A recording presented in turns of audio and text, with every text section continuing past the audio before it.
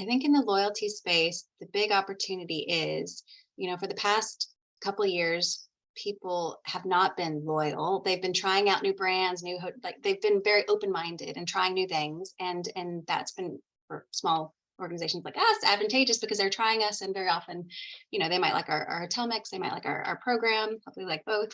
I think the opportunity is that now that people are traveling again, I do think they will start showing loyalty again and picking one, but we still have kind of the land grab. We still have, I think, a few months, maybe Q1, where we can still secure new customers and then lock them in. I feel like they haven't closed yet to pick a program. I think they're still being they're still trying everyone on, they're dating everyone, and we still have the opportunity to court them and to kind of get them in. And I think that that's exciting because I think maybe mid-year next year, that might not be the case. They might have already solidified and picked a program. And by then, hopefully they picked us, but you never know. So and I also think they might be picking something different than they used to. Maybe they're, if they're not traveling for business, maybe programs they pick now are more based on leisure, or they're more picked based on their own personal preference. Whereas we used to have a lot of business travelers and their organization picked the program they were going to be in essentially. And then they were loyal to it because they had to be, because they had all their points from loyalty travel, some business travel.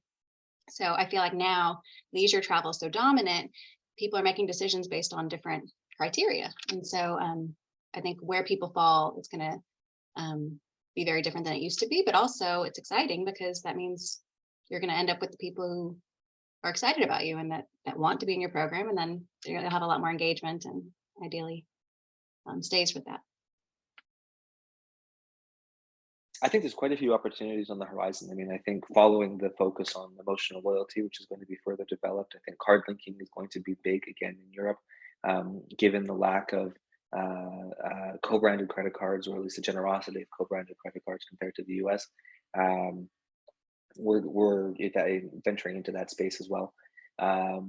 And I think as well, following the end of most of the COVID measures, whereby a lot of people had their accounts extended and their miles extended and their elite status extended, there's an opportunity to attract members who were unhappy with their previous program and have them come join Flying Blue. I think for us that's a really big area of focus, not just in France and the Netherlands, but in other countries as well. We see a real opportunity with the ramp up of business travel, for example. So we are working to have the best proposal for professional bookers and planners through Radisson Rewards. It allows them the opportunity to earn and redeem points when they book for others, as well as on personal travel. Also in 2023, we have the ambitious plan to grow the Radisson Reward program and make it at the heart of Radisson Hotel Group. Increasing the awareness of the program will be key for us, as well delivering the promise to all our members. Actually, economic crises always nurture loyalty. The challenges of the brands to retain their existing customer will support their needs for loyalty mechanics and programs. For this reason, brands will focus more of their customer purchase behaviors and become responsive to their needs. Probably the lowest hanging fruit is probably related to artificial intelligence. And artificial intelligence allows you to uncover really insightful information about customers, build richer profiles. But of course, artificial intelligence doesn't work unless you have a good set of data.